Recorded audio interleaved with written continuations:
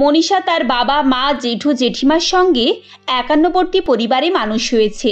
যাই হোক না কেন, যে কোনো পরিস্থিতিতেই সে মিলেমিশে থাকতে শিখেছে। কোনো কিছু কাজের ভুল হলে তার মা দীপিকা দেবী যদি তাকে বকতেন, তাহলে জেঠিমা সুলেখা দেবী এসে উল্টে দীপিকা দেবীকে কথা শুনিয়ে দিতেন। এভাবে মা জেঠিমা বাবা জেঠু সবার আদর পেয়ে মনীষা এবং তার দাদা অঙ্কন মানুষ হতে থাকে। মনীষা এখন বড় হয়েছে এবং তার জন্য ভালো পাত্রের খোঁজ চলছে।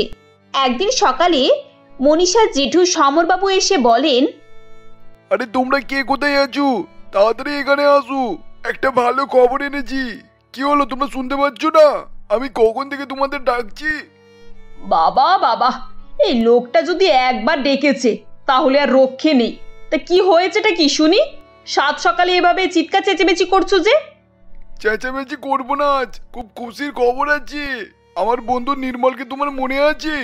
সেই নিলয়দা, সে তো পাঞ্জাবে থাকতো গো।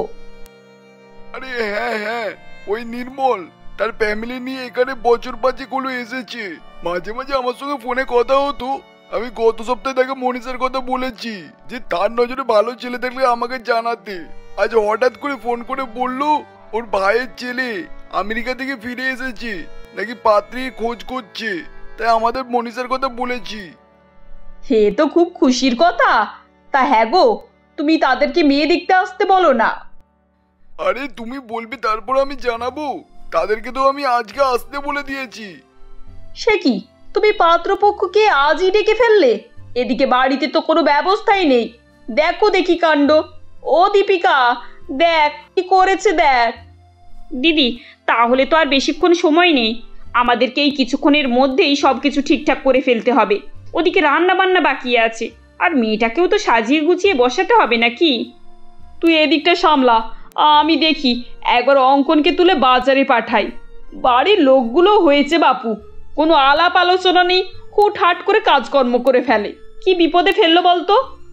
এভাবেই তাড়াহুড়ো করে বাড়ির সবাই পাত্রপক্ষের আগমনের জন্য প্রস্তুতি নিতে থাকে। বাড়িতে বিভিন্ন রকমের রান্না হয়, যাতে করে পাত্রপক্ষ রান্না খেয়ে মুগ্ধ হয়ে যায়। পাত্রীকে সুন্দরভাবে সাজানোও হয়। দেখতে দেখতে কিছুক্ষণের মধ্যেই পাত্র নিখিল, তার বোন ঈশিতা, মা মোহিনী দেবী এবং বাবা অখিলেশ বাবুর সঙ্গে এসে পৌঁছায়। তখন সুলেখা দেবী রান্নাঘর থেকে মনীষাকে বলেন, শোন মা, তুই আমার সঙ্গে এই চায়ের ট্রেটা নিয়ে আয়। বাকি খাবার দাবারগুলো তোর মা আনবে। আর শোন, ওরা যদি বলে কে এই রান্না করেছে, তাহলে তুই বলবি যে তুই নিজেই সব কিছু করেছিস, বুঝেছিস? আচ্ছা ঠিক আছে বড় মা, কিন্তু তুমি আমার সঙ্গে চলো, আমার একা যেতে খুব ভয় করছে। আরে ভয়ের কি আছে? আজকালকার যুগে কি আর সেই রকম মানুষ আছে? আমাদের সময় না হয় শাশুড়ি ননদ এদেরকে দেখলেই ভয় লাগতো। বাবা, আর এখনকার শাশুড়ি ননদ তো অনেক ভালো। কিছুক্ষণের মধ্যেই মনীষা তার জেঠিমার সঙ্গে পাত্রপক্ষের কাছে এসে উপস্থিত হয়। একটি সিঙ্গাড়া মুখে নিয়ে মোহিনী দেবী বলেন, আরে বাহ দিদি, সিঙ্গাড়াটা তো খুবই সুন্দর খেতে। কোন দোকান থেকে আনিয়েছেন? আরে না না, কোনো দোকানের খাবার নয় এটা। এটা তো আমাদের মনীষাই বানিয়েছে। মনীষা কি আর বাইরে থেকে কোনো খাবার আনতে দেয়? সব খাবার ও নিজের হাতেই তৈরি করে। আজকে সেই ভোর 4টের সময় উঠেছে, আর এত সব কিছু ও একা হাতেই করেছে। আমাদেরকে তো হাতই লাগাতে দেয়নি।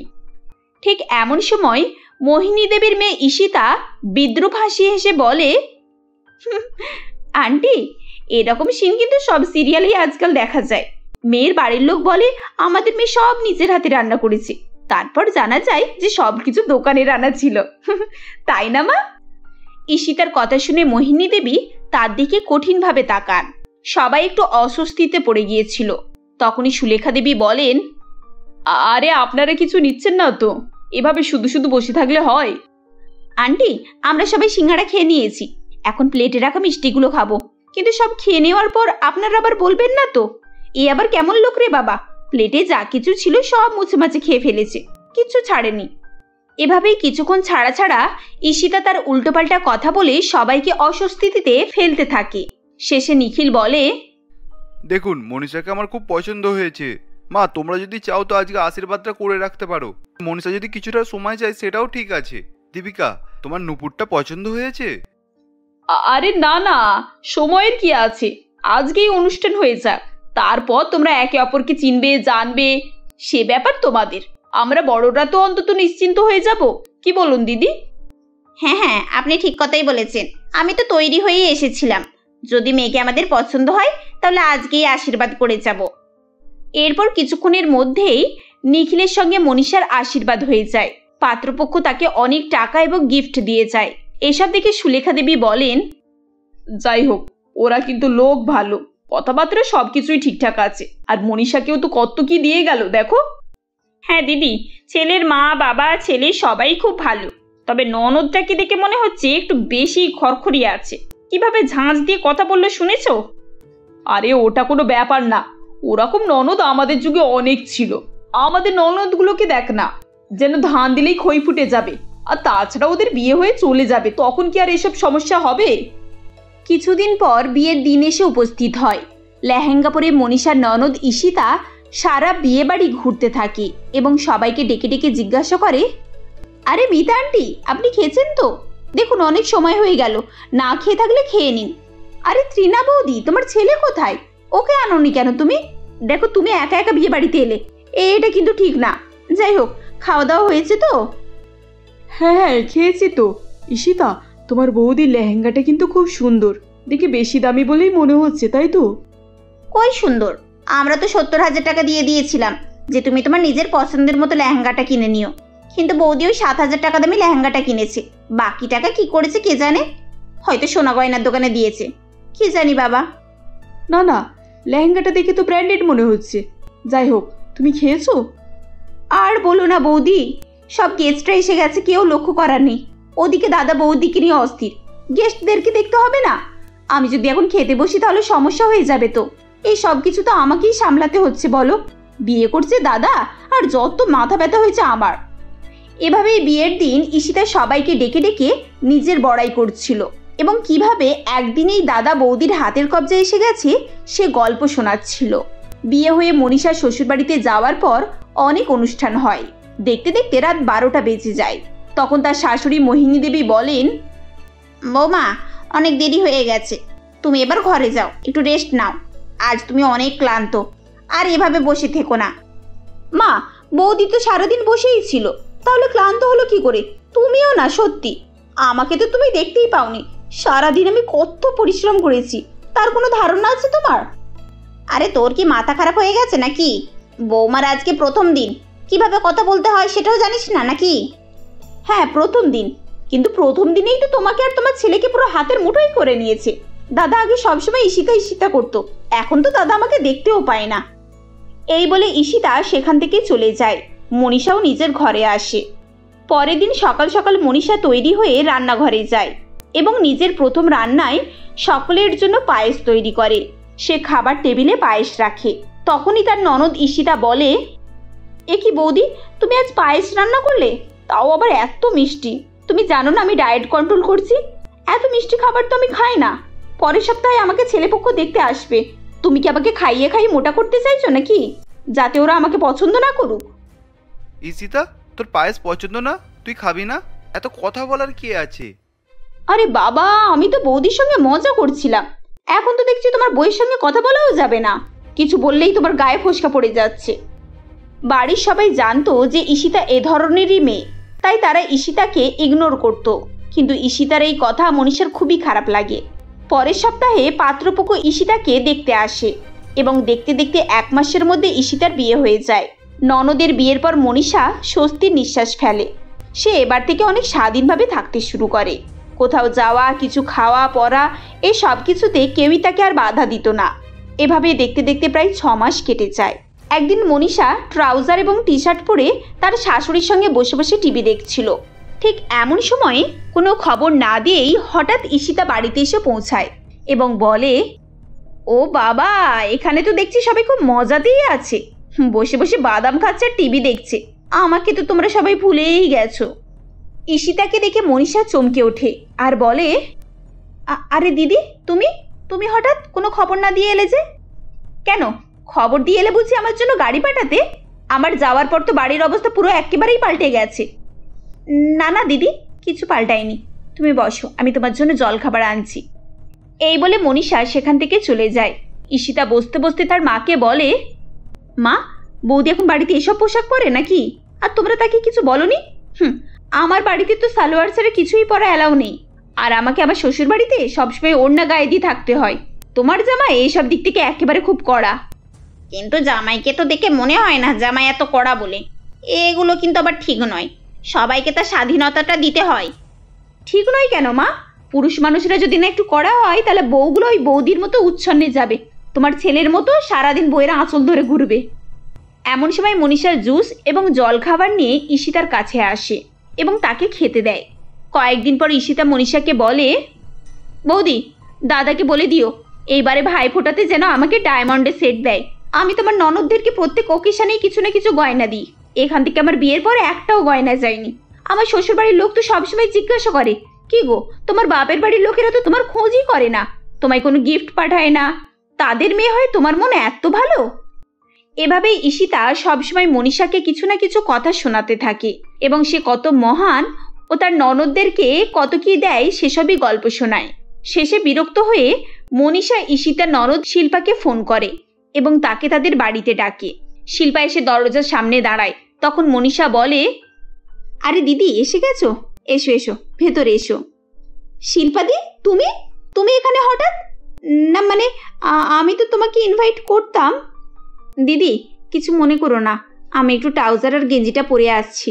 তোমাদের বাড়ির বউরা তো সবসময় গায়ে ঢাকা দিয়ে থাকে, তোমার নিশ্চয়ই এসব দেখে একটু অকওয়ার্ড ফিল হবে।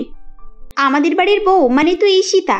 ঈশিতা তো সবসময় হাফ প্যান্ট আর গেঞ্জি পরে ঘোরে, ও আবার কবে থেকে সালোয়ার ওড়না এসব পরতে শুরু করলো? আরে ঈশিতা, তুমি তো বলেছিলে যে... থাক থাক, ও সব কথা পরে হবে। দিদি, তুমি ঘরের ভেতরে এসো।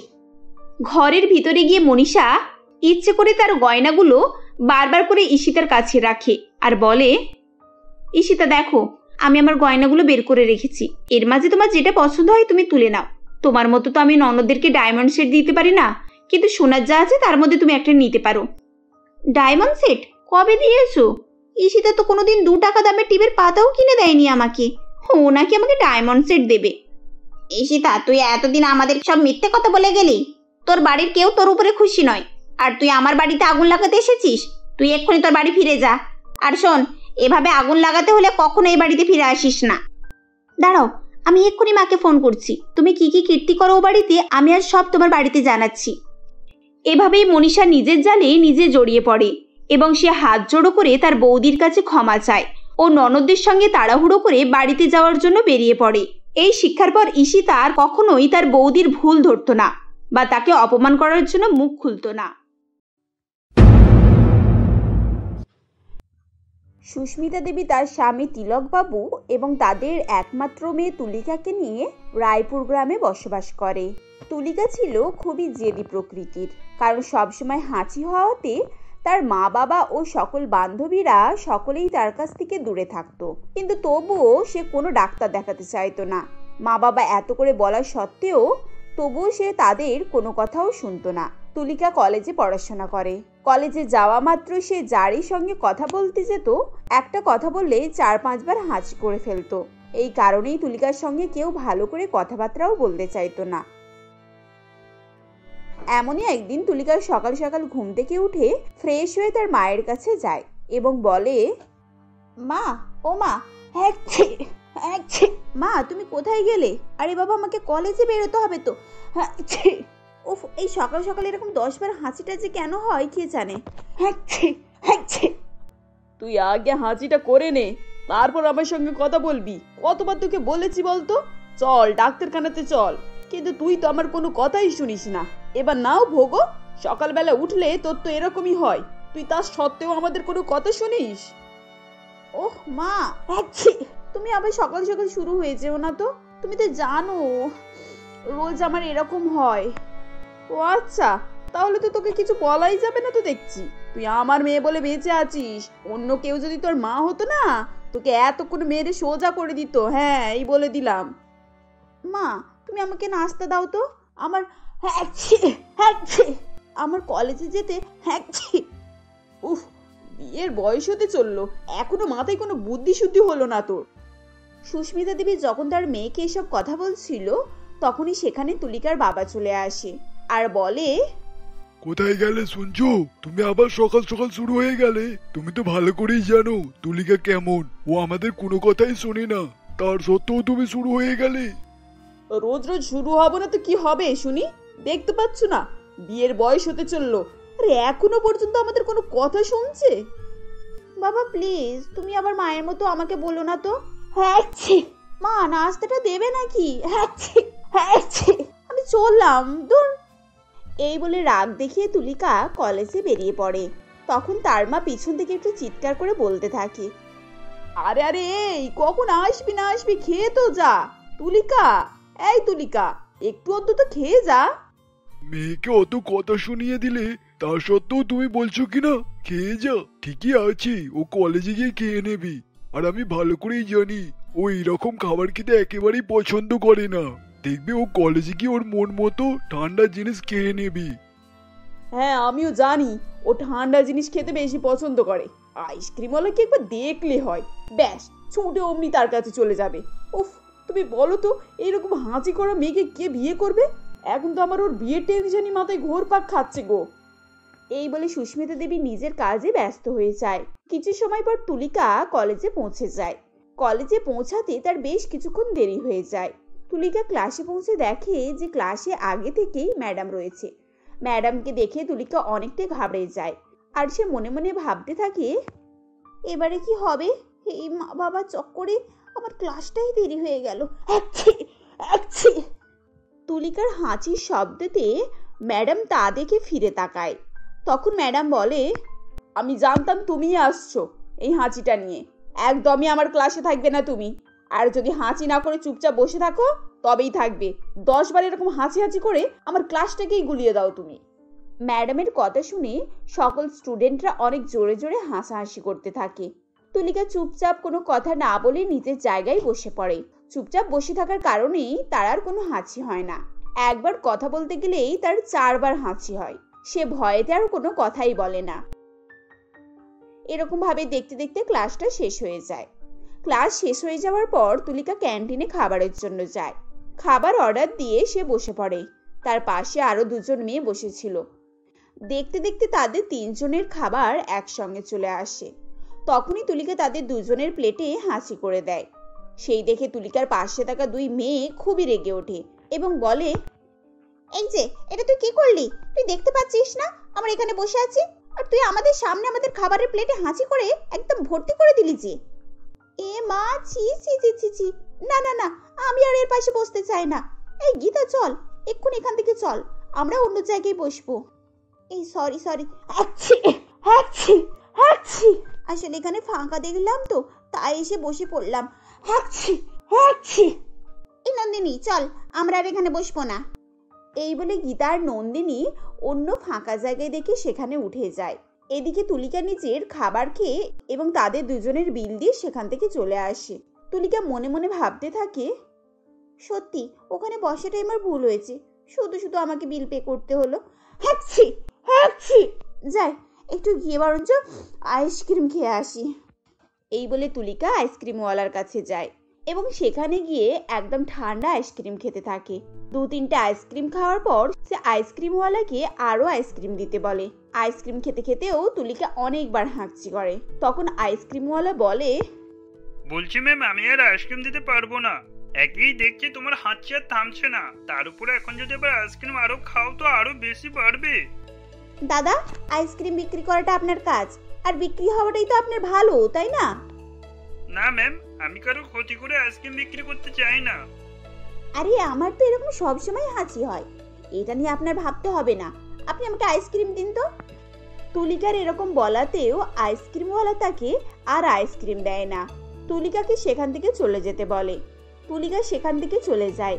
এত অপমান হওয়া সত্ত্বেও তুলিকা নিজের ভুল বুঝতে পারছিল না।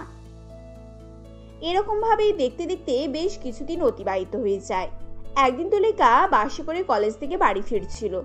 বাড়ি ফেরার পথে সে বাসে বসে বসে অনেকবার হাঁচি করছিল, যার কারণে সকলেই তার পাশ থেকে সরে যাচ্ছিল। তার পাশে কেউ দাঁড়াতেই চাইছিল না। তখন বাসের ভিড়ের মধ্যে একজন বলে ওঠে, এই মেয়েটা তো আমাদের সকলকে এক জায়গায় জড়ো করে দিচ্ছে একেবারে। আরে আপনি একটু সরে দাঁড়ান না, এত ঠেলা ঠেলিতে আমরা কিভাবে দাঁড়াবো বলুন তো? আমার তো দাঁড়াতেই পাচ্ছি না। আসলে এটা তো আমার হাঁচি হাঁচি, এটা তো আমার সব সময় হয়। ও, কথাটাও তো ঠিকভাবে বলতে পারছো না তুমি। বাড়ির দিকে আগে ডাক্তারের কাছে যাও, না হলে একটা কথাতে 10 বার হাঁচি হাঁচি হাঁচি হাঁচি করেই চলেছে একেবারে। এভাবেই বাসিতে সকলের সামনে অপমানিত হয় তুলিকা, কিন্তু তুলিকা তখনও কিছুই মনে করছিল না। কিছুক্ষণের মধ্যেই তুলিকা বাড়িতে ফিরে আসে। বাড়িতে ফিরে এসে তার রুমে চলে যায়। এদিকে তার মা বাবার বিয়ের জন্য চিন্তা লেগেছিল। তুলিকার মা আর বাবা তুলিকার বিয়ের কথাবার্তা বলছিল। কি গো শুনছো? বলি দেখতে দেখতে তো শীতকাল চলে আসলো, এবারে তো মেয়েটার জন্য পাত্র দেখো অন্তত। আমার খুব ইচ্ছে এই শীতে এই মেয়েটার বিয়ের কাজ সেরে ফেলবো। আমি আর দেরি করতে চাই না বুঝলে, কিন্তু জানো তো আমার খুব ভয় করছে। হ্যাঁ হ্যাঁ জানি তো, ভয় তো আমারও হচ্ছে। যদি ওকে দেখতে আসে তাহলে ওকে কেউই বিয়ে করবে না। আমার মাথায় একটা প্ল্যান এসেছে। কি কথা, কি ভাবছো বলো না গো একটু আমাকে। আমি ভাবছি ঘটক মশাইয়ের কাছে গিয়ে একটা তুলিকার ছবি দিয়ে আসবো। যদি বাড়িতে দেখতে আসে তাহলে বলবো আমাদের মেয়ে খুব কাজে ব্যস্ত থাকে আর ওর হাতে সময়ও কম থাকে। এইভাবে কথাটাকে ম্যানেজ করে নিতে হবে। তারপর আর কি, বিয়ে হয়ে গেলে যা হবে তা দেখা যাবে। তুমি বরং এই কথাটা ঘটক মশাইকে বলে এসো, জানো দেখতে আসার কথা বললেই ঘটক মশাই যেন এই কথাটাই বলে। এইভাবেই কথাবার্তা বলতে বলতে তারা দুজনেই মিলে সিদ্ধান্ত করে ফেলে। পরের দিন সকালে তিলকবাবু তুলিকার ফটো নিয়ে ঘটক মশাইকে দিয়ে আসে এবং সবটা বুঝিয়ে বলে আসে। দেখতে দেখতে প্রায় 1 সপ্তাহ কেটে যায়। 1 সপ্তাহ পর ঘটক মশাই শহরের এক পাত্রের সন্ধান দেয়। পাত্রের নাম ছিল তন্ময়। তন্ময় তার মা মোহনা দেবীর সঙ্গেই বসবাস করে। শহরে তন্ময়ের একটা বড় মুদিখানার দোকান ছিল, সেখান থেকে ভালো রোজগারও হতো। পাত্রীকে দেখতে না আসতে পেরে মোহনা দেবী তাদেরকে একটা চিঠি পাঠায়। তখন সেই চিঠিটা সুস্মিতা দেবী পড়তে থাকে। এই শোনো না, দেখে মনে হচ্ছে ওনাদের পছন্দ হয়েছে জানো। আচ্ছা আচ্ছা আগে পড়তে দাও। আপনাদের মেয়েকে আমাদের খুবই পছন্দ হয়েছে। আসলে শহরে আমাদের অনেক কাজের চাপ, তাই আমরা দেখতে যেতে পারবো না। তার জন্য আমাদেরকে ক্ষমা করবেন। আপনারা একটা তারিখ সিদ্ধান্ত করে আমাদেরকে বলবেন। সুস্মিতা দেবী চিঠিটা পড়ে খুবই খুশি হয় এবং তারা এটা ভেবে আরো খুশি হয় যে তারা তাদের মেয়েকে দেখতে আসছে না। সুস্মিতা দেবী আর তিলকবাবু মিলে একটা তারিখ ঠিক করে ফেলে এবং তাদেরকেও জানিয়ে দেয়। বেশ কনকনে শীত পড়ে যায়। ঠান্ডাতে সকালে উঠে তুলিকা গায়ে কোনো কিছুই দিত না, গরমে পোশাকও পর্যন্ত পরতো না, যার কারণে তার আরো হাঁচি শুরু হয়ে যেত। দেখতে দেখতে তার বিয়ে হয়ে যায়। বিয়ে করে তুলিকা নতুন শ্বশুর বাড়িতে আসে। যখন তুলিকার শাশুড়ি মা তুলিকাকে বরণ করার জন্য তার সামনে আসে, তখন তুলিকা এমন একটা জোরে হাঁচি করে তুলিকার শাশুড়ি মা চমকে ওঠে আর তার হাত থেকে বরণডালাটা পড়ে যায়। হাই হাই উপরওয়ালা, এ কি বৌমা হলো আমার! এ তো খুবই অমঙ্গল। তোমার শরীর কি অসুস্থ নাকি? এত জোরে হাঁচি করলে কেন? বরণ ডালা তো পড়েই গেল। না না মা, আমার মনে হচ্ছে তুলিকা সর্দি হয়েছে। আচ্ছা আচ্ছা ঠিক আছে। এই বলে মোহনা দেবী আবার বরণডালা সাজিয়ে নিয়ে আসে এবং নতুন বৌমা তুলিকাকে বরণ করে বাড়ির ভিতরে নিয়ে আসতে বলে। তারপর তন্ময় তুলিকাকে নিয়ে নিজের রুমে চলে যায়। দেখতে দেখতে সেদিনটা কেটে যায়। পরের দিন সকাল সকাল তুলিকা উঠে পড়ে। নতুন বইয়ের মতো সকালে ওঠার কারণে তার অনেক ঠান্ডা লাগছিল, যার কারণে আরো জোরে জোরে বারবার হাঁচি শুরু করে দেয়। তখন মোহনা দেবী বলে, বৌমা তোমার এতবার হাঁচি হচ্ছে কেন বলো তো? একবার ডাক্তারের কাছে চলে যাও, না হলে এরকম ভাবে বারবার করতে থাকলে তোমারই অসুবিধা হবে বুঝলে। কোনো কাজ ঠিকভাবে করতে পারবে না তুমি। না মা, আপনাকে চিন্তা করতে হবে না। হাঁচি হাঁচি, আপনি চিন্তা করবেন না, আমি একদম ঠিক আছি। আপনি বসুন, আমি আপনার জন্য নাস্তা বানিয়ে দিচ্ছি। এ কথা শুনে মোহনা দেবী একটু বিরক্ত হয়ে যায়, কিন্তু সে তার নতুন বৌমাকে কিছুই বলে না। চুপচাপ এসে খাবার টেবিলে বসে পড়ে। কিছুক্ষণ পর তুলিকা শাশুড়ি মাকে নাস্তা দেয়। নাস্তা দেবার জন্য যখনই তুলিকা তার সামনে যায়, আবারও একটা জোরে হাঁচি করে। সে হাসি একদম তার শাশুড়ি মায়ের মুখে গিয়ে পড়ে, যার ফলে মোহনা দেবী প্রচন্ড পরিমাণে রেগে যায়। ছি ছি ছি ছি ছি ছি ছি, তন্ময়, এই তন্ময়! মায়ের ডাক শুনে তন্ময় সেখানে আসে আর বলে, হ্যাঁ মা, কি হয়েছে বলো, তুমি ডাকছিলে? তন্ময় বাবা দেখ, তোর এই বউ আমার মুখের কি অবস্থা করেছে হাঁচি করে করে। আমি এরকম বৌমা চাই না বাপু। মা জানো তো কাল রাত্রে আমার একদমই ঘুম হয়নি। সারাটা রাত তোমার বৌমা হাঁচি করে করে আমার ঘুমটাই ভাঙিয়ে দিয়েছে। কিন্তু এখন বিয়েও হয়ে গেছে, এখন কি করি? মোহনা দেবীর কথা শুনে তুলিকা অনেক ভয় পেয়ে যায়। তখনই তুলিকা কাঁদতে কাঁদতে বলে, মা আমাকে ক্ষমা করে দিন, আমি আর এরকম মা আমি আর এরকম করব না। আমি আজই ডাক্তারের কাছে যাব, আর শীতকালে সোয়েটারও পরবো। আর শুধু সকালে সকালে উঠেছি তো, আর গায়ে সোয়েটার চাদর কিছুই পরা হয়নি, যার ফলে আমার আরো ঠান্ডা ধরে নিয়েছে। ও তুমি তো ঠিকভাবে কথাটাও বলতে পারছো না।